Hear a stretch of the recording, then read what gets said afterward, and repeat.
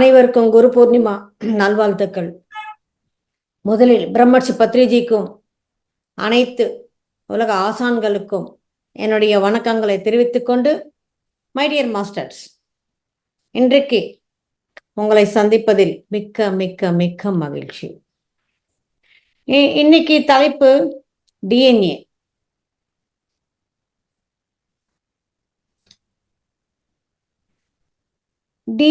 டிஎன்ஏன்னா என்ன? இதை பத்தி நாம ஏன் தெரிஞ்சுக்கணும்? இதற்கும் ஆன்மீகத்துக்கும் தியானத்திற்கும் என்ன சம்பந்தம்? இதன் தெரிந்து கொள்வதன் மூலம் நம்மளுடைய ஆன்மீக பலன் என்ன? இதை அனைத்தை பற்றியும் நாம் இப்போ தெரிஞ்சுக்க போறோம். டிஎன்ஏனா என்ன? டிஆக்சிபோ நியூக்ளியஸ் ஆசிட். இந்த டிஎன்ஏ நம்ம உடலில் எங்கே இருக்கும்? இந்த உடல் என்பது 100 ட்ரில்லியன் அணுக்களால் உருவாக்கப்பட்டது. இந்த அணுக்களில் நியூக்ளியஸ் என்பது இருக்கும். அந்த நியூக்ளியஸ் உள்ளார ஒரு 23 எக்ஸ் அண்ட் ஒய் குரோமோசோம்ஸ் 23 ஜதை இருக்கும். அதாவது 46 இருக்கும். 23 எக்ஸும் 23 ஒய்யும் இருக்கும். அந்த எக்ஸ் ஒய் குரோமோசோம்ஸ் உள்ளார இந்த டிஎன்ஏ, அதாவது இந்த ஆசிட் என்பது இருக்கும். ஆமா, இதை பத்தி நாம ஏன் தெரிஞ்சுக்கணும்?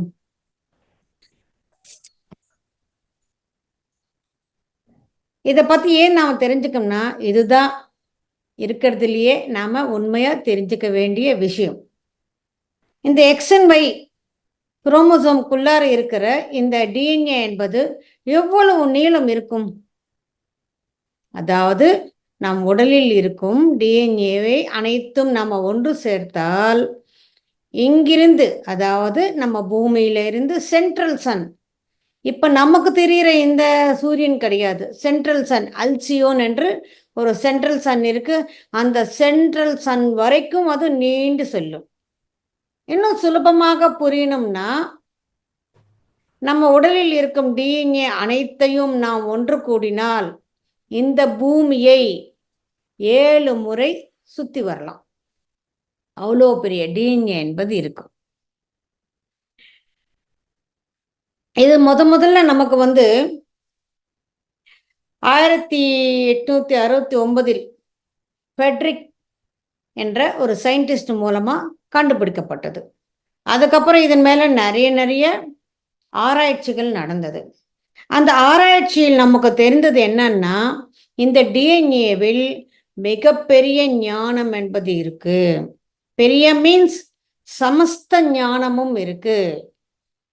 அது மட்டும் இல்லாமல் இந்த ஞானம் என்பது ஒரு தலைமுறையில் இருந்து இன்னொரு தலைமுறைக்கு கொண்டு செல்லும்.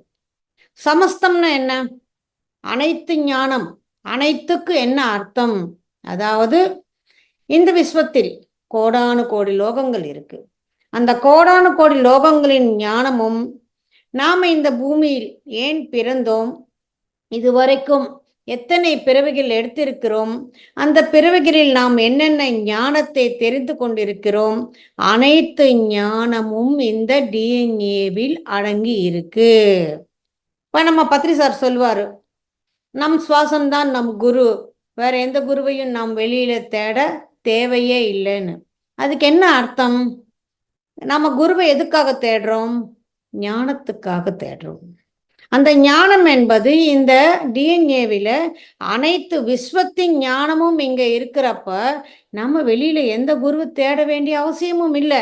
ஏன்னா ஞானம் நமக்குள்ளேயே இருக்கு. நம்ம சுவாசத்தின் மேல் நாம் கவனம் வைத்தால், இந்த டிஎன்ஏ என்பது ஆக்டிவேட் ஆனால், இந்த டிஎன்ஏவில் இருக்கும் இந்த ஞானத்தை நம்மளால் பெற முடிஞ்சால் நமக்கு வெளி உலகத்தில் எந்த குருவும் நமக்கு தேவையே இல்லை என்பதுதான் இதனுடைய பொருள். அதற்காகத்தான் உன் சுவாசமே உன் குருன்னு சொன்னாங்க. வெறும் சுவாசத்தை கவனிச்சா என்ன வரப்போகுதுன்னு நம்ம நினைக்கிறோம். நாம சுவாசத்தை கவனித்தா இந்த விஸ்வத்தில் உள்ள அனைத்து ஞானமும் நம் உள்ளங்கையில் சேரும். இந்த ஞானம் நமக்கு தெரிந்தால் மட்டுமே நாம இந்த பூமியிலே ஒரு ஞானியா வாழ முடியும். இந்த ஞானியா வாழ்வதற்காகத்தான் நாம இத்தனை பிறவிகள் எடுத்திருக்கிறோம். இந்த ஞானியா மாறுவது தான் நம்ம முக்தி மோட்சம் என்று சொல்கிறோம். அந்த முக்தி மோட்சம்னா என்ன? இந்த பூமியில் நாம் எவ்வாறு வாழ வேண்டும் என்பதை தெரிந்து கொள்வது தான். அதாவது சிம்பிளா சொல்லணும்னா, இந்த பூமிக்குன்னு ஒரு ஃப்ரீக்குவன்சி இருக்கு, நமக்குன்னு ஒரு ஃப்ரீக்குவன்சி இருக்கு. அந்த பூமியினுடைய ஃப்ரீக்குவன்சிக்கு நாம் தியானம் செய்து செய்து செய்து நம்மளுடைய வைப்ரேஷனும் ஃப்ரீக்குவன்சியும் நாம் பெருக்கி கொண்டா அந்த பூமிக்கு நிகரான ஃப்ரீக்குவன்சிக்கு நாம் வந்துவிட்டா இனிமேல் நாம் இந்த பூமியில் பிறவி எடுக்க வேண்டிய அவசியமே இல்லை. அந்த அவசியமே இல்லாத ஒரு நிலை வரணும்னா நம்மளை பற்றி நாம் இன்னும் தெரிஞ்சுக்கணும். அது தெரிஞ்சுக்கணும்னா இந்த டிஎன்ஏவை ஆக்டிவேட் பண்ணணும். ஆமாம், இந்த டிஎன்ஏ எங்கே இருக்குன்னு சொன்னேன்? எக்ஸ் அண்ட் ஒய் குரோமோசோம்ஸில் இருக்குது. அந்த எக்ஸ் அண்ட் ஒய்க்கு எக்ஸுக்கு 4 எண்ட்ஸ் இருக்கும், ஒய்க்கு 3 எண்ட்ஸ் இருக்கும். அதாவது அந்த எக்ஸ் அண்ட் ஒய் அந்த குரோமோசோம்குள்ளார இந்த டிஎன்ஏ என்பது அடக்கி வச்சுப்பட்டு இருக்கும். இதுக்கு 4 பக்கத்தில் 4 கேப்ஸ் இருக்கும். ஒய்க்கு 3 கேப் இருக்கும், எக்ஸுக்கு 4 கேப் இருக்கும். அந்த கேப்பை டெலிமியர்ன்னு சொல்லுவாங்க. இந்த கேப்பிங் ரொம்ப ரொம்ப ரொம்ப முக்கியம். அந்த கேப்பிங் பலமாக இருக்கணும். அதுக்கு எந்த விரிசலோ எந்த ஓட்டைகளோ பழுது பார்த்துறதோ எதுவும் இருக்கக்கூடாது. காரணம் என்னன்னா அந்த கேப் என்பது டெலிமியர், அது சரியில்லைன்னா உள்ளே இருக்கிற டிஎன்ஏ நீண்டு கொண்டே போகும், அதாவது பெருக்கிக் கொண்டே இருக்கும். அது அந்த மாதிரி வளரக்கூடாது. அதுக்காகத்தான் அது உள்ள அடக்கி வச்சு அதுக்கு கேப் போட்டு இருக்கிறாங்க. அந்த கேப்பிங் சரியா இல்லைன்னா டிஎன்ஏ வளர்ந்து போன என்ன ஆகும்? அது பக்கத்தில் இருக்கிற உறுப்புகளை பாதிக்கும். அது ஒரு கட்டியா உருவாகும். இதைத்தான் நம்ம கேன்சர்னு சொல்றோம். அந்த பெரிய கட்டிகளை உருவாகுறதுனால இந்த வியாதிகள் என்பது வருது. ஆமா, சமஸ்த ஞானம் சொல்றோமே. என்ன அந்த சமஸ்த ஞானம்னா, இந்த விஸ்வத்தில் கோடானு கோடி லோகங்கள் இருக்கு. அந்த கோடானு கோடி லோகங்களின் ஞானமும் நமக்கு எல்லாருக்குமே தெரியும். இந்த உடலில், அதாவது 2வது உடலில் சக்கரங்கள் என்பது இருக்கு. 6 சக்கரங்கள், 7வது சஹஸ்ராரம் என்ற நிலை, 6ஆவில் 5 சக்கரங்கள், ஆக மொத்தம் 12 சக்கரங்கள் இருக்கு. ஆனா பொதுவா நாம சொல்றது 7. இந்த 7 சக்கரங்கள் பிளஸ் 5 சக்கரங்கள் 7 லோகங்கள்னு சொல்றோம். அதாவது பூலோகம், புவர்லோகம், சுவர்லோகம், மகர்லோகம், ஜனாலோகம், தப்போலோகம், சச்சலோகம். இப்போ நமக்கு உலகம் முழுக்க எத்தனையோ நாடுகள் இருக்கு. ஆனா நம்ம 7 கண்டங்கள் என்று பொதுவாக சொல்கிறோம். அதே மாதிரி இந்த விஸ்வத்தில் கோடானு கோடி லோகங்கள் இருந்தாலும் இவை அனைத்தும் இந்த 7 லோகங்களுக்குள்ள அடங்கும். எப்படி நமக்கு 7 கண்டங்கள் இருக்கோ அதே மாதிரி ஒவ்வொரு கண்டத்திலையும் நிறைய நாடுகள் இருக்கும். அதே மாதிரி ஒவ்வொரு லோகத்திலையும் பல லோகங்கள் இருக்கும். இது 7 தலங்கள். இந்த 7 தலங்களின் ஞானமும் அனைத்து டைமென்ஷன்ஸினுடைய ஞானமும் நம்மளுடைய ஞானமும் இவை அனைத்தும் டிஎன்ஏவில் பொருத்தப்பட்டு இருக்கிறது. ஆமா, இவ்வளவு ஞானமும் நமக்குள்ள இருக்கிறதே, நாம ஏன் அஞ்ஞானமா இந்த பூமியில ஏன் வாழ்ந்து கொண்டிருக்கிறோம்? இவ்வளவும் நமக்குள்ள இருக்கிறப்போ அதுக்கு ஏன் நமக்கு ஆக்சஸ் இல்லை என்பது நாம தெரிஞ்சுக்கணும். அதை தெரிஞ்சுக்கணும்னா முதல்ல நாம யாரு, எங்கிருந்து வந்தோம், ஏன் இந்த பிறவிகள் எடுக்கிறோம், இந்த பிறவிகளுக்கு ஏதாவது பயன் என்பது இருக்கா, இந்த பிறவிகளுக்கு ஒரு முடிவு என்பது இருக்கா, ஏன் இத்தனை பிறவிகள் எடுக்கிறோம், இத்தனை கர்மாக்களை ஏன் செய்கிறோம், இதுக்கு ஏதாவது ஒரு அர்த்தம் இருக்கா, இந்த ஞானம் எல்லாமே நமக்கு ஏன் இந்த கைக்கு வரலை என்பதற்கு காரணம் என்ன தெரியுமா? ஒரு காலத்தில் பூமி என்பது 12வது தலத்தில் நோக்கி இருந்தது.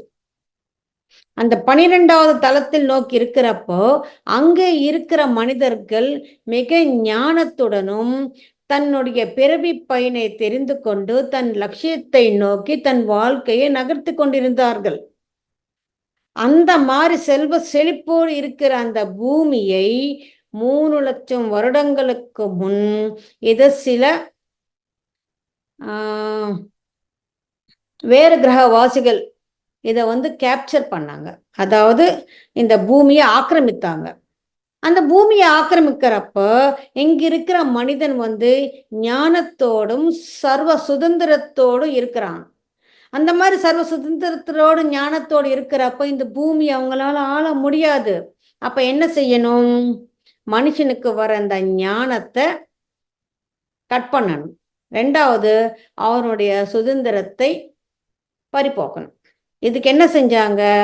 இந்த டிஎன்ஏ அனைத்தையும் அவங்க வந்து செயலிழக்க செஞ்சாங்க. உண்மையில் இப்போ நமக்கு இருக்கிற டிஎன்ஏ வந்து 2 நூல்களாக இருக்கிறது. அது வந்து டிஎன்ஏ ஹெலிக்ஸ்ன்னு சொல்றோம். ஒரு ஏணி மாதிரி இருக்கும். ஆனா உண்மையில் நம்மளுடைய டிஎன்ஏ 12 நூல்களாக இருக்கிறது. இந்த 12 நூல்களாக இருக்கிற இந்த டிஎன்ஏ மூலம் நமக்கு அனைத்து ஞானமும் அனைத்து ஒளியும் நமக்கு கிடைத்து கொண்டிருந்தது. அது கிடைத்ததன் மூலம் நாம ஒரு மாபெரும் மனித பிறவியில் இருந்தோம். ஆனா ஒரு கிரகத்தை ஆக்கிரமிக்கணும்னா அங்க இருக்கிறவர்கள் அஞ்ஞானிகளாக இருந்தால் மட்டுமே அந்த பூமியை ஆள முடியும். அதற்காகத்தான் நமக்கு அந்த ஞானத்தையும் ஒளியையும் தரவிடாமல் இந்த 10 டிஎன்ஏவை இன்ஆக்டிவேட் செய்து வெறும் 2 டிஎன்ஏவை மாத்திரம்தான் அவங்க நமக்கு கொடுத்தாங்க. இது அனைத்தும் 3 லட்சம் வருடங்களுக்கு முன்னாடி நடந்தது. இப்ப நம்மளுடைய கடமை என்ன? நம் தியானத்தின் மூலம் மறுபடியும் இந்த 2 டிஎன்ஏவா இருக்கிற 2 நூல்களை மறுபடியும் 12 நூல்களாக நாம அதை ஆக்டிவேட் பண்ணணும். இதுக்கு நம்ம எதுவும் செய்ய தேவையில்லை. மற்ற 10 டிஎன்ஏ நூல்களும் இருக்கு. ஆனா அது வந்து செயலடைஞ்சு இருக்கு. அது மறுபடியும் செயல்பாட்டுக்கு கொண்டு வரணும்னா நாம அதிக அதிக அதிக நேரம் தியானம் செய்யணும். நாம செய்யும் தியானத்தின் மூலம் முதலில் நம்மளுடைய ஆரோக்கியம் என்பது மேம்படுகிறது. அதாவது நாடி மண்டல சுத்தி நடக்கிறது. எப்போ நமக்கு ஆரோக்கியம் மேம்படுகிறதோ அதுக்கப்புறமா நம்ம இத்தனை பிரிவுகள் எடுத்து எத்தனையோ கர்மாக்கள் செஞ்சிருக்கிறோம். அந்த கர்மாக்கள் மூலமாக பல கிளென்சிங் இங்க நடக்க வேண்டியது இருக்கு. அதாவது சில பிளாக்ஸ் என்பது இருக்கு சக்கரங்களில. அந்த பிளாக்ஸ் அனைத்தையும் நாம நீக்கி கொள்ள வேண்டும். அந்த பிளாக்ஸ் நீக்கி கொண்டால் சக்கரங்கள் என்பது சீராக செயல்படும். சக்கரங்கள் சீராக செயல்படும் போது அந்த சக்கரங்களுக்கு ஒருங்கிணைந்து இருக்கிற நம்மளுடைய உடல் உறுப்புகள் ஆகட்டும் சுரப்பிகள் ஆகட்டும் அவை அனைத்தும் சீராக செயல்படும். இதை அனைத்தும் சீராக செயல்படும் போது நமக்கு ஒரு ஆரோக்கியம் என்பது வருகிறது. எப்போ நமக்கு ஒரு சவுண்ட் பாடி இருக்கிறதோ அந்த சவுண்ட் பாடிக்குள்ள அந்த ஒரு சவுண்ட் மைண்ட் என்பது இருக்கும். எப்பொழுது நமக்கு அந்த சவுண்ட் மைண்ட் வருகிறதோ அப்பொழுது நம்மளுடைய செயல்கள் ஆகட்டும் எண்ணங்கள் ஆகட்டும் அனைத்தையுமே ஒன்றாக இருக்கும். நாம் எந்த விதமான மாயைக்கும் உள்ளாகாமல் அரிஷட் வர்க்கங்களுக்கு உள்ளாகாமல் அதற்கு மேம்பட்டு நாம் ஒரு நல்ல மனிதர்களாக இந்த பூமியில் வாழ இயலும். மை டியர் மாஸ்டர்ஸ், இங்க வந்து நாம வந்து மை டியர் காட்ஸ்ன்னு சொல்றோம். நாம் என்ன நினைக்கிறோம்? நாம் இப்போ மனுஷங்களா இருக்கிறோம். நாம வந்து தெய்வங்களா மாறணும்னு நினைச்சுக்கிட்டு இருக்கிறோம். ஆனா உண்மை என்ன? நாம ஆல்ரெடி தெய்வங்கள் தான். நாம பிறப்பதற்கு முன்னாடி மேலுலகத்தில் இருக்கிறோம். நாம இங்க இறந்த பிறகு மறுபடியும் மேலுலகத்துக்கு தான் போறோம். மேலுலகத்தில் இருக்கும் வரை நாம் தெய்வங்கள். ஆனால் தெய்வங்களே இங்கே பூமியில மனிதர்களாக பிறவி எடுத்துக்கொண்டது எதற்கு? நாம மனிதர்களா முழுமையா வாழ்வது எப்படின்னு தெரிந்து கொள்வதற்காகத்தானே தவிர நமக்கு தனியா ஒரு தெய்வத்தன்மை என்பது தேவையில்லை. ஏன்னா ஆல்ரெடி வி ஆர் தெய்வங்கள். இப்ப இதெல்லாம் ஏன் செய்யணும்னா இப்ப கோடானு கோடி லோகங்கள் இருக்கு இந்த விஸ்வத்தில். அந்த விஸ்வத்தில் ஒரு சொல்லப்போனா ஒரு பக்கமா இந்த பூமி என்பது இருக்கு. அது எப்படி இருக்குதுன்னா ஒரு மையப்பகுதியில இருக்கு. ஒரு பக்கமா இருந்தாலும் மையப்பகுதியில இருக்கு. எங்கிருந்து விஸ்வத்துக்கு பல சமாச்சாரங்கள் இங்கிருந்து ஈஸியா டிரான்ஸ்மிட் பண்ணலாம். அதற்காக இந்த பூமியை வந்து அவங்க ஒரு இன்டர் பிளானட்டரி எக்ஸ்சேஞ்ச் சென்டரா மாத்தணும்னு நினைச்சாங்க. அத்தோடு சேர்த்து இந்த பூமியில் இருக்கும் இந்த மனிதர்கள் விஸ்வ மனிதர்களாக உருவாக வேண்டும். அதாவது யூனிவர்சல் ஹியூமன்ஸா நாம மாறணும். இதற்காகத்தான் இந்த பூமியில இத்தனை டிஎன்ஏவும் ஞானமும் ஒளியும் கொடுத்து நம்மளை மேம்படுத்த இருந்தாங்க ஒரு காலத்தில். இப்போ நாம 3 டைமென்ஷன் வேர்ல்ட்ல இருக்கிறோம். ஒரு காலத்தில் 20th டைமென்ஷன்ல இந்த பூமி என்பது இருந்தது. மறுபடியும் அந்த 20th டைமென்ஷனை நோக்கி இந்த பூமி என்பது போக வேண்டும். அந்த பூமி போகணும்னா, பூமி என்றால் மண்ணு கிடையாது. பூமியில இருக்கிற மனிதர்களாக நாமும் கூட பூமியில் சேர்த்து நாமும் அதுக்கு தகுந்த மாதிரி உயர வேண்டும். இப்போ இங்க கிளாஸ் சொல்லணும்னா எனக்கு ஏதாவது ஒரு கருவி வேணும். அதாவது ஒரு லேப்டாப்போ ஒரு செல்போனோ ஏதாவது ஒன்று இருக்கணும். அதை வச்சுக்கிட்டு தான் நான் உங்களோட பேச முடியுமே தவிர நான் சும்மா எங்கள் வீட்டில் உக்காந்து பேசினா அது உங்களுக்கு கேட்காது. அதே மாதிரி தான் அந்த பூமி உயரும் போது அந்த பூமியில் இருக்கும் நாமும் கூட அந்த வைப்ரேஷனுக்கு ஏற்றவாறு நாம் எல்லாமே உயரணும். நீங்க நினைச்சு பார்த்தீங்களா? ஒரு காலத்தில் இந்த தியானம் செய்யணும்னா வீட்டில இருந்து எல்லாத்தையும் விட்டுட்டு துறவியா ஒரு காடுகளுக்கோ மலைகளுக்கோ குகைகளுக்கோ போன காலம் உண்டு. நம்ம மாதிரி வீட்டில் 1 மணி நேரமோ 2 மணி நேரமோ ஒரு நாளைக்கு 2 தடவையோ 3 தடவையோ தியானம் செஞ்சு நம் ஆன்மீக ஆற்றலை பெருக்கிக் கொள்ளும் வாய்ப்பு அப்பொழுது இல்லை. இப்போ மாத்திரம் ஏன் எப்படி வந்திருக்குன்னா, பூமி எனர்ஜைஸ் ஆகி கொண்டிருக்கு. அதாவது ஃபோட்டான் பேண்ட் என்ற ஒரு எனர்ஜி இருக்கு. அந்த எனர்ஜிக்குள்ளார இந்த பூமி பயணம் செய்து கொண்டிருக்கு. இப்போ பூமியினுடைய எனர்ஜி மாறிக்கொண்டிருக்கும் போது நாம இப்போ காடுகளுக்கோ மலைகளுக்கோ குகைகளுக்கோ போக தேவையில்லை. நம் வீட்டில் உக்காந்து கொண்டே அன்றைக்கு முனிவர்கள் தவம் புரிந்தது போல் இன்னைக்கு நாம் இருக்கும் இடத்தில் இதை நம்மளால் செய்ய முடிகிறது. அதாவது இப்போ பூமியினுடைய ஆற்றல் என்பது எப்படி இருக்குதுன்னா, ஒரு காலத்தில் 1000 வருடங்கள் செய்தால் அவங்களுக்கு என்ன ஞானம் வருகிறதோ அது நமக்கு ஒரு நாள் 1 மணி நேரம் தியானம் செய்வதன் மூலம் அத்தனை ஞானமும் இங்கே நமக்கு கிடைக்கிறது. அந்த அளவுக்கு பூமி என்பது வளர்ந்து கொண்டே இருக்கிறது. இப்போ பூமி வளர்ந்து கொண்டே இருக்கும் போது நாம மாத்திரம் எப்படியே இருந்தால் பூமியில் நம்மளால் இருக்க முடியாது. அதாவது நாம் இப்போ தமிழ்நாட்டில் இங்கே இருக்கிறோம். இங்கே இருக்கிறப்ப நாம் பருத்தி உடைய அதாவது காட்டன் ட்ரெஸ் போட்டுக்கிட்டு இருக்கிறோம். அதுவே நாம் இமயமலத்துக்கு போகணும்னா அதுக்கு தகுந்த மாதிரி ஒரு ட்ரெஸ் போட்டுக்கணும். இல்லை, அந்த குளிர் தாங்கிறதுக்காக நாம் எத்தனை போட்டுக்கிறோம். அதாவது ஒரு சீசன் மாறினாலும் அதுக்கு ஏற்றவாறு இந்த ஆடைகள் மாற்றும் போது பூமி என்பது எனர்ஜி மாறும் போது அந்த எனர்ஜிக்கு ஏற்றவாறு நம்மளுடைய எனர்ஜியும் நம்ம மாற்றிக்கொண்டு அந்த பூமிக்கு இணையா நாம் வளரணுமே தவிர நாம் இப்படியே இருந்தா அதுக்கு ஏற்றவாறு நம்மளால் இந்த பூமியில் இருக்க முடியாது. அதற்காக தியானம் மை டியர் ஃப்ரெண்ட்ஸ். நம்மளுடைய ஆற்றலை பெருக்கிக் கொண்டால் மட்டுமே ஆற்றல் பெருக்கிக் கொள்ளும் இந்த பூமியில் நம்மளால் வாழ முடியுமே தவிர இல்லைன்னா இங்கிருந்து நம்மளை அனுப்பிச்சிடுவாங்க. இங்க இருக்கிறவங்க இந்த ஆற்றலை பெருக்கிக் கொள்ளாமல் இருக்கிறப்ப அவங்கெல்லாம் எங்க போவாங்கன்னா பூமி மாதிரி இன்னொரு கிரகத்தை இதுக்கு அருகாமையில் ஒன்று உருவாக்கி இருக்கிறாங்க. அது சயின்டிஸ்டும் இந்த நடுவில் அதை உறுதிப்படுத்தி இருக்கிறாங்க. ஆமாம், பூமியை போல் இன்னொரு கிரகம் இன்னொன்று இந்த விஸ்வத்தில் இருக்கிறது, நாங்கள் கண்டுபிடித்து இருக்கிறோம் என்று. ஸோ இவங்க எல்லாருமே அங்கே ஷிஃப்டாக போயிடுவாங்க. இப்போ நமக்கு இருக்கிற இந்த வசதி வாய்ப்பு என்னன்னா, நாம் இந்த 3 டைமென்ஷன் வேர்ல்டில் இந்த பிறவி எடுத்திருக்கிறோம்.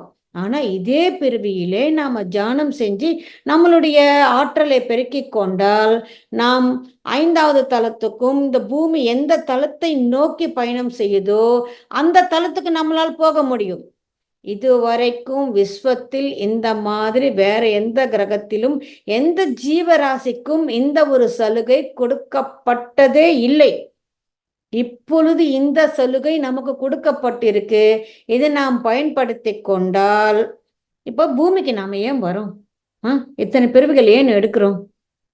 ஒரு தளத்தில் இருந்து இன்னொரு தளத்துக்கு போகணும்னா இப்போ ஃபார் எக்ஸாம்பிள் நீங்க 4வது தளத்தில் இருக்கிறீங்க. அங்கிருந்து தான் வந்து இந்த பூமியில பிறவி எடுத்திருக்கிறீங்க நம்ம வச்சுக்கலாம். 4வது தளத்தில் நீங்க என்னென்னலாம் கத்துக்கிட்டு இருக்கிறீங்களோ, அவை அனைத்தும் இந்த பூமியிலே நாம பிறவி எடுக்கிறப்ப, அது அனைத்தும் நமக்கு பாடங்களாக வரும். அதுதான் நம்முடைய சிலபஸ். அந்த பாடங்கள் அனைத்தும் கத்துக்கொண்டதை இங்கே நாம் செயல்படுத்தினால், அதில் நாம் வெற்றி பெற்றால் மட்டுமே இங்கிருந்து நாம 5வது தளத்துக்கு போக முடியும். அங்க 4வது தளத்தில் நான் வந்து எல்லாமே கத்துக்கிட்டேன். நேரா அங்கிருந்து அப்படியே 5வது தளத்துக்கு போகணும்னா, அந்த மாரி வாய்ப்பே கிடையாது. பூமி என்பது ஒரு பாடசாலை. அதாவது ஒரு ஸ்கூல். ஸ்கூலுன்னா சிலபஸ் இருக்கும், எக்ஸாம்ஸ் இருக்கும். அதுல நம்ம பாஸ் ஆக வேண்டியது இருக்கும். அதாவது நமக்கு இவ்வளவு கஷ்டங்கள், துயரங்களும் நம்ம நினைக்கிறோம். இதுக்கு எல்லாத்துக்குமே நாம வந்து தியரிட்டிக்கலா ஆல்ரெடி மேலுலகத்துல எல்லாமே தெரிந்து தான் வந்து கொண்டிருக்கிறோம். அது தெரிஞ்சது நாம எந்த அளவுக்கு கத்துக்கொண்டு இருக்கிறோமோ, அது நமக்கு பரீட்சையா இங்க சில நிகழ்வுகள் நமக்கு இங்க நடக்கிறது. அந்த நிகழ்வுகள் நாம எப்படி கையாளுறோம் என்பதை பொறுத்துத்தான் தியரிட்டிக்கலா நாம என்ன தெரிஞ்சுக்கிட்டோம்னு நமக்கு தெரியும். நாம என்ன நினைக்கிறோம்? நமக்கு ஏன் இவ்வளவு கஷ்டங்கள், இவ்வளவு துயரங்கள் என்ன? இப்போ கஷ்டங்கள், துயரங்கள் என்பது வார்த்தைகளே தவிர, அது உண்மையில் கஷ்டங்கள், துயரங்கள் என்பது கிடையாது. ஒரு ஞானி கஷ்டத்தை கஷ்டமாகவும், துயரத்தை துயரமாகவும் எடுத்துக்கொள்ள மாட்டான். அது தன்னுடைய வளர்ச்சிக்கு ஒரு பாதை, அதாவது ஒரு படிக்கட்டுன்னு நினைப்பான். அந்த அளவுக்கு நாம நம்மளுடைய ஞானத்தை நாம வளர்த்தி கொள்ளணும். இங்கே நம்மளால ஏன் முடியலன்னா, நமக்கு இங்க அரிஷட் வர்க்கங்கள் இருக்கு. அதாவது காமம், குரோதம், லோபம், மோகம், மதம், ஆச்சரியம். இது அனைத்தையுமே நாம விட்டு விடணும். முதல்ல நாம செய்ய வேண்டியது கடவுள் தன்மையை, நாம கடவுளாக இருக்கு, நாம கடவுள்கள் தான். ஆனா அதை நாம மறந்துட்டோம். அந்த கடவுள் தன்மையை நாம பெற்றுக்கொண்டால், கடவுளாக இந்த பூமியில் எப்படி வாழ்வது என்பதை நாம் தெரிந்து கொண்டால், ஆட்டோமேட்டிக் அதுக்கு மனித தன்மையும் சேர்ந்து நாம வந்து விஸ்வ மனிதர்களாக நாம உருவாக போகிறோம். இதுதான் நம்மளுடைய இலக்கு. இதற்கு இந்த டிஎன்ஏவை நாம ஆக்டிவேட் பண்ணணும். உண்மையில் சொல்லணும்னா, இது நம்ம 12 நூல்கள்னு சொல்றோம். ஆனா இதுல இன்னும் சப்டிவிஷன்ஸ் இருக்கு. 12 into 12 144 நூல்கள் இருக்கு. அந்த 144 நூல்களும் நாம செயல்பாட்டுக்கு கொண்டு வந்தால் மட்டுமே இங்க இருக்கிற அனைத்து ஞானமும் நமக்கு கிடைக்கும். ஞானம்னா என்னன்னு நினைக்கிறீங்க? அதாவது அவங்க பிறந்ததுல இருந்த அவங்களுடைய லட்சியம் என்னன்னு அவங்களுக்கு தெரியும். அவங்க எதிலேயும் சிக்க மாட்டாங்க, எந்த மாயையிலையும் சிக்கிக்கொள்ள மாட்டாங்க. வந்த லட்சியம் முடிந்ததா, உடனடியா இந்த விடலை விட்டு போய்க்கொண்டே இருப்பாங்களே தவிர, எந்த விதமான ஆசா பாசங்களும் பந்தங்களும் அவங்களுக்கு இருக்காது. பந்தம்னா என்ன? கால் கட்டுதான். அந்த பந்தங்கள் இல்லாமல் நாம இருக்கணும்னா, நாம வந்து இங்கே ஒரு பாத்திரத்தை தான் நாம தரித்து கொண்டிருக்கிறோம். இங்க பூமியில அனுபவங்களுக்காகத்தான் இந்த ஆன்மா பிறவி எடுக்குது.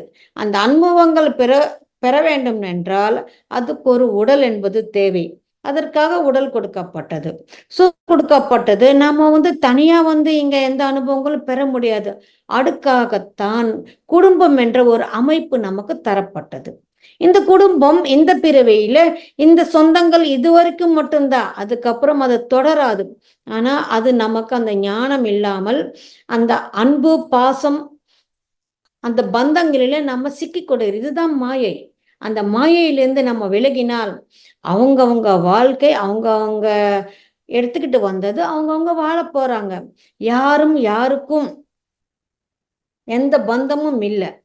ஆனா எல்லாரும் கூடி ஒரு குழுவா இருந்து அவங்கவுங்க அனுபவங்களை பெறுவதற்காக நாம எங்க குடும்பம் என்ற ஒரு அமைப்பில் ஒரு குழுவா நாம் இருக்கிறோமே தவிர, எக்காரணத்தை கொண்டும் இந்த பந்தங்களில் நாம் சிக்கிக்கொள்ள கூடாது. இதுதான் டிஎன்ஏவில் நாம தெரிந்து கொள்ள போகுது.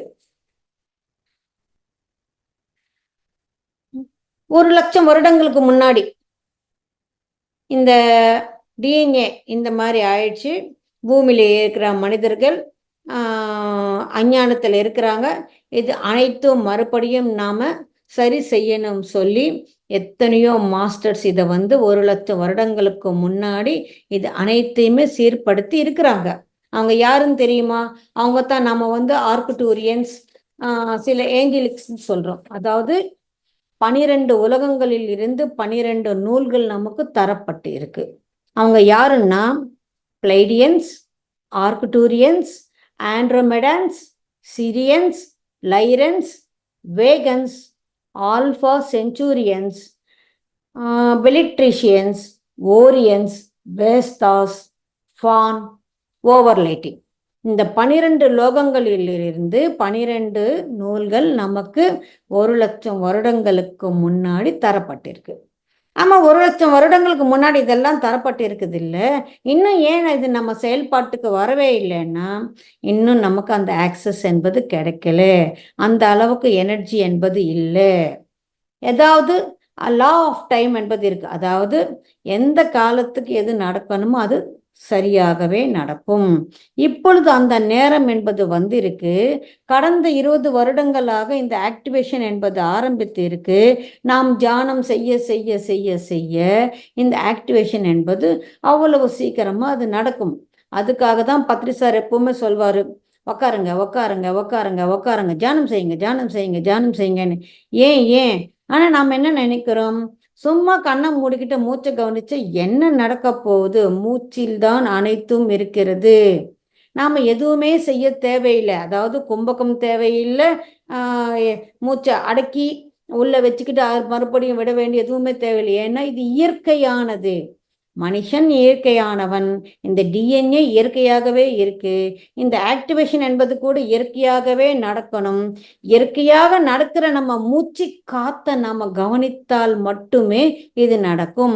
அந்த மூச்சை மாத்தம் ஏன் கவனிக்கணும்? ஒரு கண்ணு, காது, இதயம், எத்தனையோ இருக்கு. அது ஏன் நாம் கவனிக்க கூடாதுன்னா, வெளிப்புறத்தில் நாம் இருக்கிறோம். வெளிப்புறத்தில் நம் ஞானம் என்பது இருக்கு. இந்த உறுப்புகள் அனைத்தும் உள்ளே இருக்கு. டிஎன்ஏ எங்கே இருக்கு? உள்ளே இருக்கு. உறுப்புகள் எல்லாம் உள்ளே இருக்கு. உள்ளேயும் வெளியும் போகிற ஒரே ஒரு நபர் யாரு? மூச்சை மாத்திரம்தான். இங்கிருந்து மூச்சு எடுக்கிறோம், அது உள்ளுக்கு போகுது, மறுபடியும் உள்ளே இருக்கிற அந்த மூச்சு மறுபடியும் கார்பன் டை ஆக்சைடு வெளியில வருது. ஸோ உள்ளுக்கும் வெளிக்கும் இருக்கிற ஒரே ஒரு நபர் மூச்சை மாத்திரம்தான். அதனால அந்த மூச்சை கவனிச்சா போதும். மூச்சை கவனிச்சா இந்த யோசனை என்பது இல்லாமல் போகும். யோசனை என்பது இல்லாமல் போனால் இந்த பிரம்மரந்திரத்தில் இருந்து நம்ம விஸ்வசக்தியை பெறுகிறோம். அந்த விஸ்வசக்தியை பெற்றுக்கொள்வதன் மூலம் இந்த விஸ்வசக்தி தான் உள்ள இருக்கிற அனைத்து கிளென்சிங்கும் பண்ணுது. விஸ்வசக்தி தான் நம்மளுடைய ஆக்டிவேஷன்ல மாபெரும் பங்கு வகிக்குது. ஸோ நாம் செய்ய வேண்டியதெல்லாம் ஒன்றுமே இல்லை. தியானம் செஞ்சு வெற்றிடமாக்கி மனசை அந்த விஸ்வசக்தியை கைப்பற்றி கொண்டால் போதும். மற்றது அனைத்தும் அந்த விஸ்வசக்தியை பார்த்து கொள்ளுமே தவிர நாம் எதுவும் செய்ய தேவையில்லை. ஏன்னா உள்ளே ஒரு இன்னர் இன்ஜினியரிங் என்பது இருக்கு. இந்த உடல் என்பது நாம சொல்லி செயல்படலை, எதையும் நாம சொல்லிய செயல்படுது. இந்த கல்லீரல் ஆகட்டும், இந்த நுரையீரல் ஆகட்டும், நாம சொல்லிய செயல்படுது. அது எல்லாமே தானாக நடக்குது. அதாவது அந்த இன்னர் இன்ஜினியரிங், இந்த உடல் உறுப்புக்களை ஒரு இன்னர் இன்ஜினியரிங் மூலம் தானாக நடக்கும் போது நாம எடுத்துக்கொள்ளும் அந்த விஸ்வசக்தி இந்த ஆரோக்கியத்தை மேம்படுத்தினால் அதுக்கப்புறம் அதுக்கு பின்னாடி இருக்கிற இந்த சுரபிகள் ஆகட்டும், இந்த டிஎன்ஏ ஆகட்டும், அனைத்தும் அதை ஆக்டிவேஷன் செய்வதற்கு நமக்கு ஏதுவாக இருக்கும். இப்போ நீங்க எப்போது நினைச்சு பார்த்து இருக்கிறீங்களா? இந்த மாதிரி ஒரு சயின்ஸ் சப்ஜெக்ட் சொல்லும் போது ஒரு எளிமையாவோ சொல்ல முடியும், அது நமக்கு புரியும்னு நம்ம எப்போது நினைச்சிருக்கிறோமோ? இதெல்லாம் மைக்ரோபயாலஜிப்பா, இதெல்லாம் நமக்கு எப்படி புரியும்? நாம எப்படி இதெல்லாம் தெரிஞ்சுக்க முடியும்? இது நமக்கு தேவையான்னு. ஆனா இப்போ இதெல்லாமே நம்ம கேட்குறோம், நமக்கு புரியுதுன்னா நம்மளுடைய எனர்ஜி சிஸ்டம் மாறி இருக்கு, நம்மளுடைய வைப்ரேஷன் ஃப்ரீக்வன்சி மாறி இருக்கு என்பது ஒரு அறிகுறி. இல்லைன்னா இதெல்லாம் நமக்கு புரியாது, இவ்வளோ எளிதில் சொல்லவும் முடியாது. நான் ஒரு சயின்ஸ் ஸ்டூடெண்ட்டே கிடையாது, நான் ஒரு ஆர்ட் ஸ்டூடெண்ட்டு. நான் ஆர்ட்ஸ் குரூப் தான் எடுத்திருக்கிறேன், எம்ஏ தெலுங்கு லிட்ரேச்சர் தான் படிச்சிருக்கிறேன். இப்போ இதெல்லாம் என்னால் எப்படி ஒரு சுலபமாக சொல்ல முடியுதுன்னா, இது தானாக புரியுது. காரணம், தியானத்தின் இருக்கும் ஆற்றல் மூலமாக இது அனைத்தும் புரிகிறது. ஸோ இது இந்த 12 நூல்கள் 12 சக்தி க்ஷேத்திரங்களுடன் 12 லோகங்களுடன் 12 சேக்ரெட் ஜாமெட்ரிக்கல் அந்த கிரிட்ஸ்ன்னு சொல்லுவோம், அந்த கிரிட்களோடு அது எல்லாமே ஒருங்கிணைந்து இருக்கு. எப்பொழுது நம்ம ஒவ்வொரு நூலும் ஆக்டிவேட் ஆக்கி கொண்டு இருக்கிறோமோ அதுக்கு ஏற்றவா அந்த லோகங்களின் ஞானம் அனைத்தும் நமக்கு வந்து சேரும். மை டியர் மாஸ்டர்ஸ், நாம் இந்த பூமியில் இருக்கிறோம், இறந்த பிறகு மறுபடியும் மேல் லோகத்துக்கு தான் போகிறேன்னு சொல்லியிருக்கிறோம். அப்புறம் அந்த லோக ஞானம் எல்லாம் இப்போ நமக்கு எதுக்குன்னு கேட்டால், நாம் வந்து தனியாக ஒன்றும் இல்லை. அந்த கோடானு கோடி லோகங்கள், இந்த பூமியும் ஒன்று. அந்த கோடானு கோடி லோகங்கள் எப்படி இருக்குது, அங்கே இருக்கிற அதாவது நியமம் நியதிகள் என்னன்னு தெரிந்தால் மட்டுமே இந்த பூமியில் அந்த நியமம் நியதிகளோடு நாம் வாழணும். ஆமாம், நீங்கள் என்ன நினைக்கிறீங்க? நமக்கு ஒரு 18 கொள்கைகள் கொடுத்துருக்கிறாரு பத்ரிஜி. அந்த 18 கொள்கைகள் எங்கிருந்து வந்தது, அது ஏன் நாம் கடைபிடிக்கணும்னு எப்போது யோசிச்சிருக்கிறீங்களா? அந்த 18 கொள்கைகளும் 18 லோகங்களிலிருந்து கொண்டு வந்தது. அதை அனைத்தும் நாம் இங்கே செயல்பாட்டுக்கு கொண்டு வரணும். பார்க்கறதுக்கு கொஞ்சம் கடினமாக இருக்கலாம், இல்லை நமக்கு இருக்கிற சமுதாய நெருக்கடியில் அது நாம் செய்ய முடியாதுன்னு சொல்லி நாம் நினைக்கலாம். அது எல்லாமே ஒரு மாயை தான். செய்ய முடியாத அளவுக்கு கடினமான சூத்திரங்கள் அங்கே எதுவுமே கிடையாது. என்ன, 2 தான். ஒன்று, கர்மகாண்டங்கள் செய்யக்கூடாது, செய்கிறவங்க செஞ்சால் அது நம்ம போகக்கூடாது. அது ஒன்று நமக்கு ஒரு நெருக்கடியை கொடுக்கலாம். இன்னொன்று, விக்கிரக ஆராதனை வேண்டாம்னு சொல்லியிருக்கிறாங்க. இப்போ விக்கிரக ஆராதனை வேண்டாம்னா கடவுள் இல்லைன்னு அர்த்தம் கிடையாது. கடவுள் இல்லைன்னு சொல்கிற அளவுக்கு நம்ம முட்டாள்கள் கிடையாது, நாம் வந்து நாத்திகர்களும் கிடையாது. கடவுள்னு நாம் எதை கும்பிடுகிறோம்? நம்ம மனுஷங்களா செஞ்ச ஒரு உருவக்கல்லைத்தான் நாம் வந்து கடவுளாக சொல்கிறோம். மனுஷன் செஞ்ச அந்த உருவத்தில் கடவுள் இருக்கிறான்னு நினைக்கும் போது கடவுளால் படைக்கப்பட்ட இந்த மனிதனுக்குள்ள கடவுள் இல்லையா? நாமே தான் கடவுள். தாயை போல பிள்ளை, நூலை போல சேலை. நூலை போலத்தான் சேலை இருக்கும் போது கடவுளால் உருவாக்கப்பட்ட இந்த உடலில் இருப்பது கடவுள் தவிர வேற எது இருக்க முடியும்? கடவுள் கடவுளைத்தான் இங்கே வைப்பாரே தவிர சாத்தான வைப்பானா? ஆனா நாம நம் கடவுள் தன்மையை விட்டு விட்டு நாம கடவுளாகவும் இல்லாமல் மனிதனாகவும் இல்லாமல் ரெண்டும் கெட்டான இங்க நாம வாழ்ந்து கொண்டிருக்கிறோம். முதலில் நம் கடவுள் தன்மையை நாம் அறிவோம். அதற்கு மனித நேயம் என்ற ஒன்றை நாம் சேர்த்தினால் நாம் விஸ்வ மனிதர்களாக மாற முடியும். அந்த விஸ்வ மனிதர்களாக மாறுவதற்காகத்தான் இத்தனை பிறவிகள், இத்தனை ஜானங்கள் அனைத்தும் நாம செஞ்சு கொண்டிருக்கிறோம். இந்த விஸ்வத்தில் பல கோடானு கோடி லோகங்கள் இருக்கு. அதை வந்து நாம வந்து மேஜரா ஒரு 3 லோகங்களா சொல்லலாம். அதாவது பௌதிக லோகங்கள், சூஷ்ம லோகங்கள், ஏஞ்சலிக் லோகங்கள். அதாவது ஏஞ்சல்ஸ் இருப்பது. பௌதிக லோகங்கள் யார் இருப்பாங்க?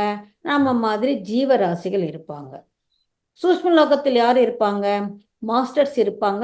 அதாவது நம்ம கடவுள்கள் யார் சொல்கிறோமோ அந்த ஃப்ரீக்வன்சி வைப்ரேஷனுக்கு ஏற்றவாறு அவங்க இருப்பாங்க. ஏஞ்சலிக் வேர்ல்டில் யார் இருப்பாங்க? ஏஞ்சல்ஸ் இருப்பாங்க. அதாவது ஃபாலன் ஏஞ்சல்ஸ். நம்ம கூட நாம் எப்பவுமே தனியால் கிடையாது. நாம் பிறவி எடுத்ததின் இருந்து நாம் இருக்கிற வரைக்கும் நம்ம கூட எப்பவுமே 2 ஏஞ்சல்ஸ் கூடவே இருப்பாங்க. நமக்கு எல்லாத்தையும் சொல்லி கொண்டு இருப்பாங்க. ஏம்மா சொல்லி கொண்டு இருப்பாங்களே, நான் எப்பவும் கேட்டதே இல்லையேன்னா அந்த ஃப்ரீக்குவன்சியில் நாம் இல்லை. அவங்க நமக்கு சொல்லி கொண்டு இருக்கிறாங்க, இந்த சிச்சுவேஷனை நீ இந்த மாதிரி ஹேண்டில் பண்ணணும், இதை வந்து நீ இப்படி கையாளணும் அப்படின்னு நமக்கு சொல்லி கொண்டது இருக்கிறாங்க. இதுதான் உன்னுடைய பிறவி லட்சியம். இந்த லட்சியத்துக்காகத்தான் இந்த கடினமான ஒரு கொஷின் பேப்பர் உனக்கு தரப்பட்டு இருக்கு. இதை வந்து நீ இப்படி செய்யன்னு சொல்லி அவங்க சொல்லி கொண்டு இருக்கிறாங்க. ஆனால் அந்த ஃப்ரீக்குவன்சியில் நாம் இல்லை. அதாவது நம்ம சுற்றி ரேடியோ அலைகள் இருக்குது. நம்ம கையில் ரேடியோ இருந்தால் தானே அந்த பாட்டையோ அந்த நிகழ்ச்சியோ நம்மளால் கேட்க முடியும். அதே மாதிரி அவங்க சொல்லிக்கொண்டே தான் இருக்கிறாங்க. ஆனால் அந்த காதுக்கு அந்த ஃப்ரீக்குவன்சி அலைகள் எட்டலை. அது எட்டுற அளவுக்கு நாம் தியானம் செஞ்சு இது பண்ணால் அவங்க சொல்கிறது எல்லாத்தையும் நம்மளால் கேட்க முடியும். நமக்கு எப்பவுமே அந்த கைடன்ஸ் என்பது இருக்குது. நாம் சொல்கிற அந்த பரம்பொருள், அந்த மூல சைத்தன்யம் என்பது நம்ம எப்பவுமே கைவிடலை. அது நம்ம கூடையே தான் இருக்கு. நம்மளை தனியாக ஒன்றும் இந்த பூமிக்கு அனுப்பலை. நம்ம கூட எப்பவுமே 2 ஏஞ்சல்ஸ் இருந்து கொண்டே இருக்கிறார்கள். அவங்க நமக்கு வழிகாட்டுதல் சொல்லிக்கொண்டே தான் இருக்கிறார்கள். இதை நம்பி நாம இருந்தா நமக்கு எந்த ஒரு கஷ்டமும், எந்த ஒரு துக்கமும், எந்த சோகமும் நமக்கு இருக்காது. எந்த இன்னல்களும் இருக்காது. எந்த தவிப்பும் இல்லாமல் நாம இந்த பூமியில வாழ்வதற்காகத்தான் இந்த பிறவி எடுத்திருக்கிறோமே தவிர, இந்த கஷ்டங்கள், இன்னல்கள், சோகங்கள் இதெல்லாம் பட்டு பட்டு பட்டு நம்ம நொந்து போறதுக்காக இந்த பிறவி எடுக்கல. பிறவி எடுப்பது என்பது அவ்வளவு ஈஸி ஒன்றும் கிடையாது. இன்னும் மேலுலகத்தில் எத்தனையோ குருமார்கள் இருக்கிறார்கள், ஆசான்கள் இருக்கிறார்கள், ஏஞ்சல்ஸ் இருக்கிறார்கள், கடவுள்கள் இருக்கிறார்கள். அவங்க எல்லாருமே இந்த பூமியில வந்து பிறவி எடுக்கலையே. காரணம் என்ன? அந்த கடவுள் தன்மையை விட்டு விட்டு நாம இங்க வந்து பிறவி எடுக்கணும். அதுக்கு ஒரு அசாத்தியமான ஒரு தைரியம் வேணும். அந்த தைரியம் பல பேருக்கு இல்லை. 10ல் ஒரு 2 பேர் தான் இந்த பூமிக்கு பிறவி எடுக்க வந்திருக்கிறோம். அந்த மாதிரி பிறவி எடுத்து வந்த அசாத்தியமான தைரியம் கொண்டவர்கள் நாம். நமக்கு நாம ஒரு ஓ போட்டுக்கணும், நமக்கு நாம ஒரு ஜெய் போட்டுக்கணும். அந்த மாதிரி தைரியத்தோடு இங்க வந்தவங்க நாம இப்ப ஏன் நாம வந்து பின்வாங்குறோம்னா, அஞ்ஞானம். இங்கேயோ பயம் இருக்கிறது. அந்த பயம்தான் இந்த பூமியை யார் வந்து கேப்சர் பண்ணி இருக்கிறாங்களோ அவங்களுக்கு அதுதான் தேவை. நாம சோகத்துல இருக்கணும், நாம தவித்து கொண்டு இருக்கணும். இந்த சோகம் தவிப்பு இருக்கும் போது இப்போ சாப்பாட்டுக்கு வழி இல்லாம ஒருத்தர் இருக்கிறான்னா அவனுடைய வேலை என்ன?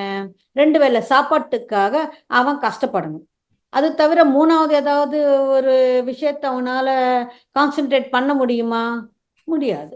அதே மாதிரி தான் நாம வந்து இந்த கஷ்டங்கள், இன்னல்கள், இந்த சோகங்களை நாம் இருக்கும்போது நம்மளால ஞானத்தை பத்தியோ ஒளியை பத்தியோ எதுவும் யோசிக்கவே முடியாத அளவுக்கு நம்மள ஒரு அஞ்ஞானத்தில் வச்சிருக்கிறாங்க. அதை உடைச்சி நாம வெளியிலே வரணும்.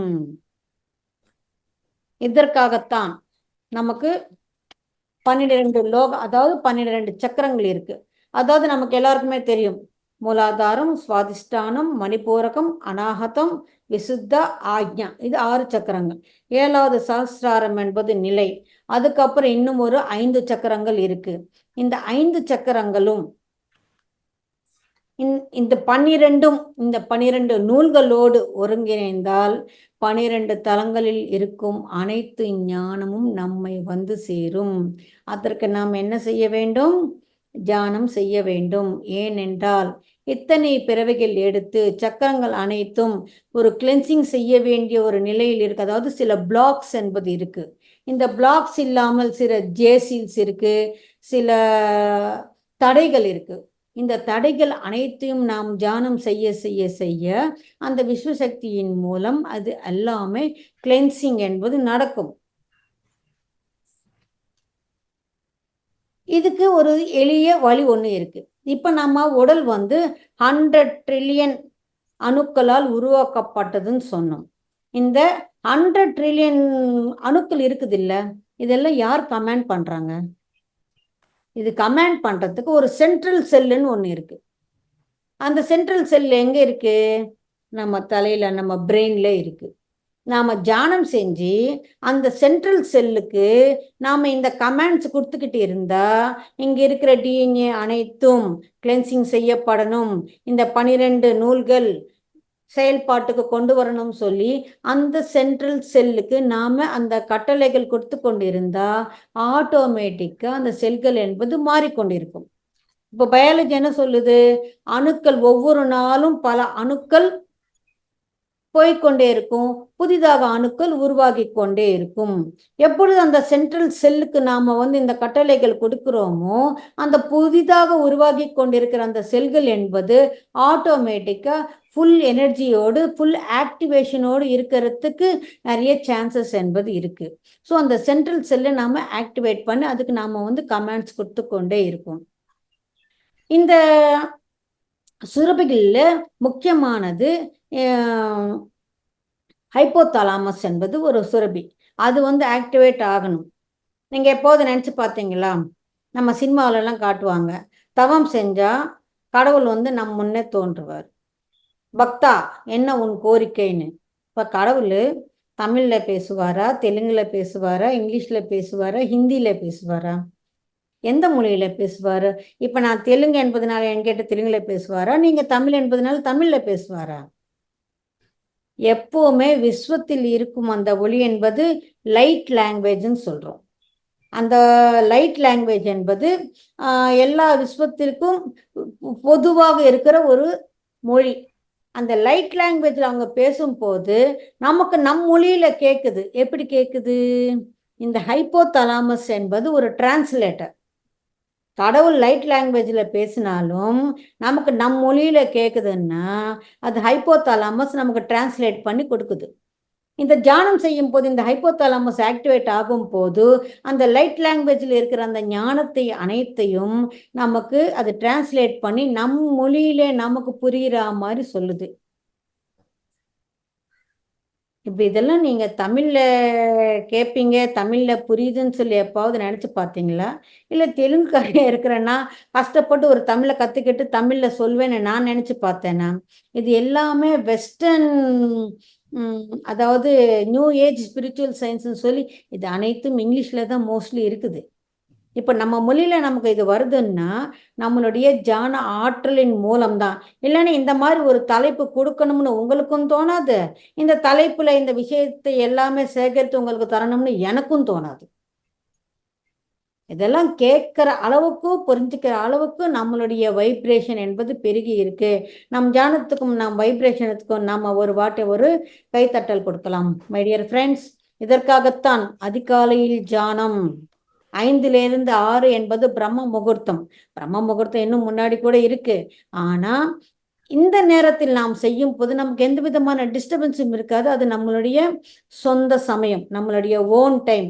எந்த விதமான டிஸ்டர்பன்ஸும் இருக்காது. அதாவது நாய்ஸ் பொல்யூஷனோ வாய்ஸ் பொல்யூஷனோ எந்த விதமான யாராவது பெல் அடிக்கிறதோ நம்மளை கூப்பிடுறதோ நம்மளை டிஸ்டர்ப் பண்ணுறதோ யாரும் இருக்க மாட்டாங்க.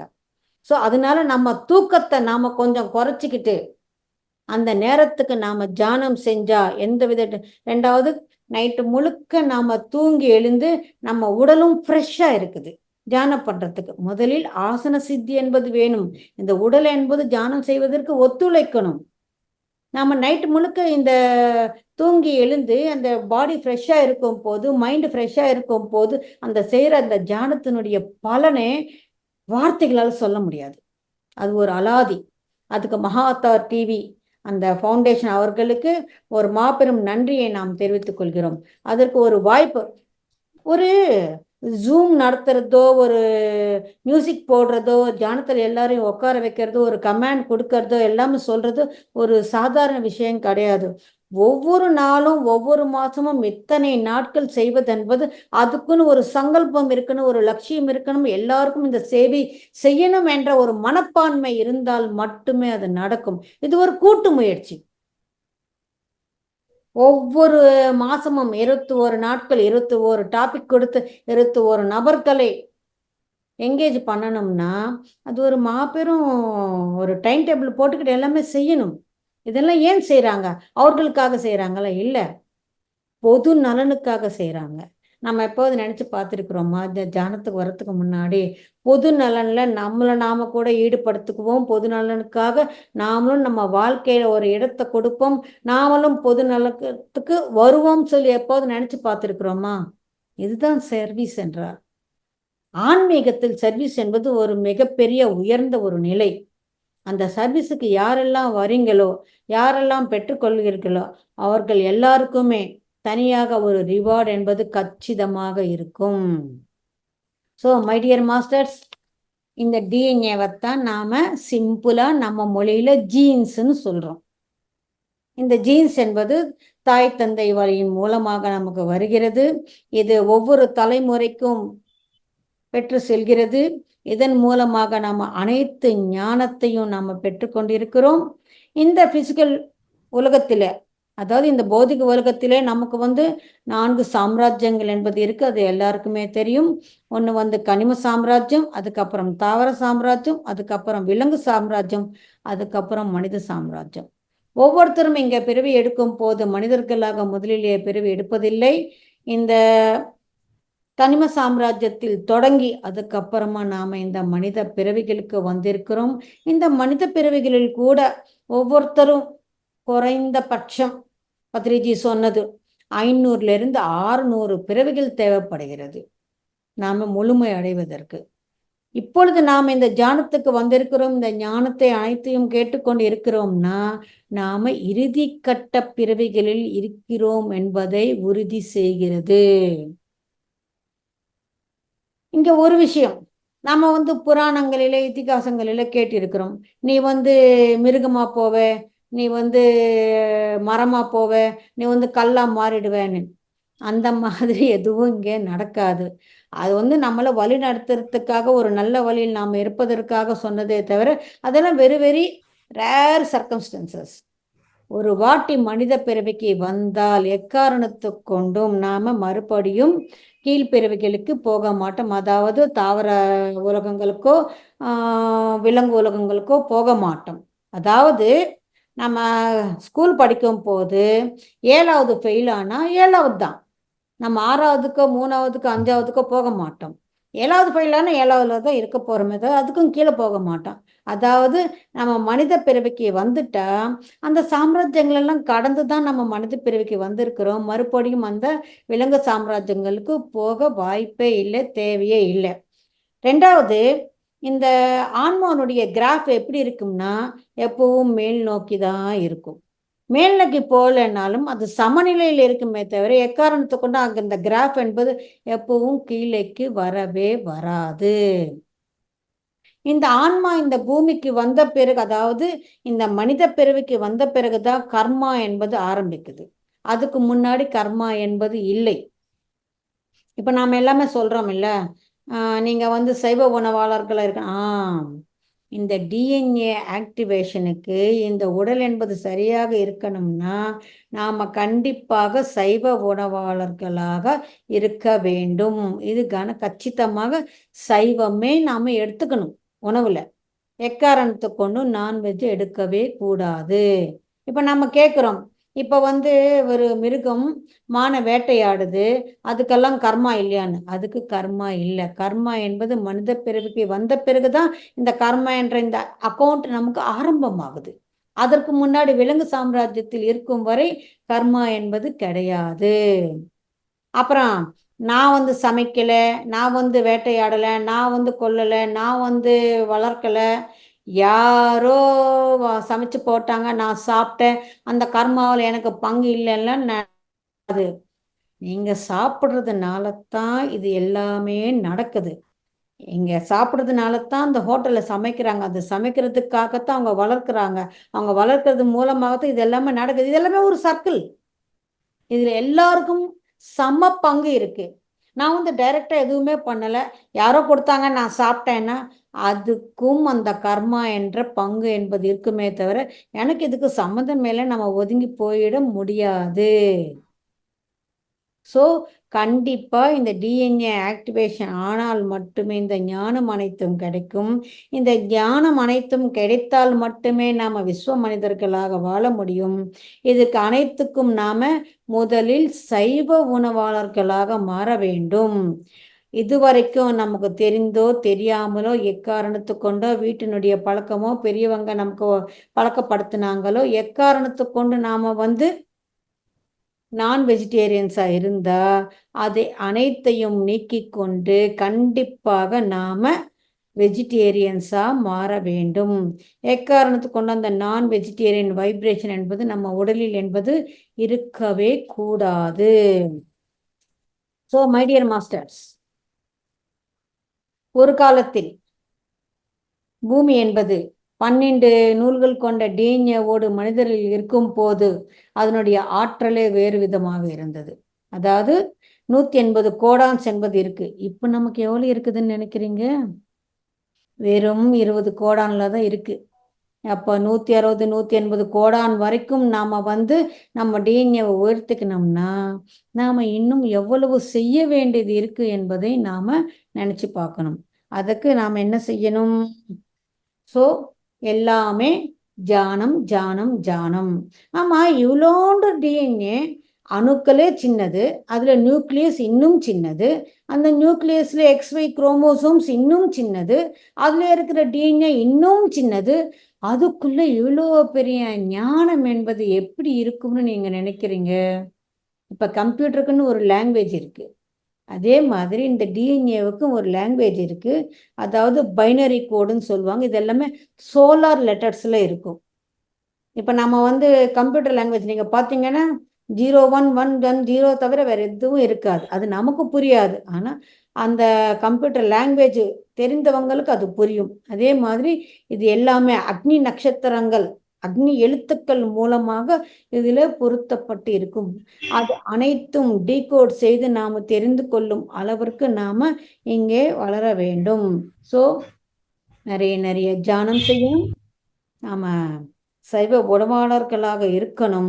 இது அனைத்தையும் தெரிந்து கொண்டு அந்த காலத்துக்கும் அந்த நேரத்துக்கும் ஏற்றவாறு எனக்கு அந்த ஞானம் என்பது எனக்கு வர வேண்டும் என்பது நாம் தெரிந்து கொள்ளணும். அது நாம் ஒரு சங்கல்பம் வச்சுக்கிட்டா எப்பப்போ எந்த நேரத்துக்கு எந்த ஞானம் என்பது எனக்கு தேவை என்பது அறிந்து அந்த ஞானம் எனக்கு வர வேண்டும் என்று ஒரு பாவனை நமக்கு இருந்தால் போதும். அந்த பாவனைக்கு ஏற்றவாறு அந்தந்த ஞானம் என்பது அந்தந்த நேரத்தில் நமக்கு வந்து சேரும். ஸோ நமக்கு இங்கே ஹையர் டைமென்ஷன்ஸோடு ஒரு கனெக்டிவிட்டி வேண்டும் என்றால், அனைத்து உலகத்தின் ஞானம் இருக்க வேண்டும் என்றால், ஏனென்றால் அனைத்து உலகங்களும் இந்த விஸ்வத்தில் இருக்கும் போது அந்த உலகத்தில் இருக்கும் ஞானம் அனைத்தும் தெரிந்து கொண்டால் மட்டுமே இந்த பூமிக்கு இருக்கிற ஞானம் என்ன, இந்த பூமியிலே நாம் எப்படி வாழ வேண்டும் என்பதை நம்மளால் தெரிந்து கொள்ள முடியும். இதுதான் இந்த டிஎன்ஏ ஜீன்ஸ் என்பது நமக்கு சொல்லித் தருகிறது. Thank you my dear masters.